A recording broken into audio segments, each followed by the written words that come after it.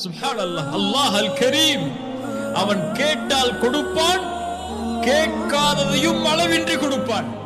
கேட்பதை அல்லாஹ் விரும்புகிறான், கேட்பதை அல்லாஹ் விரும்புகிறான், கேட்காமல் இருப்பதை அல்லாஹ் வெறுக்கிறான்.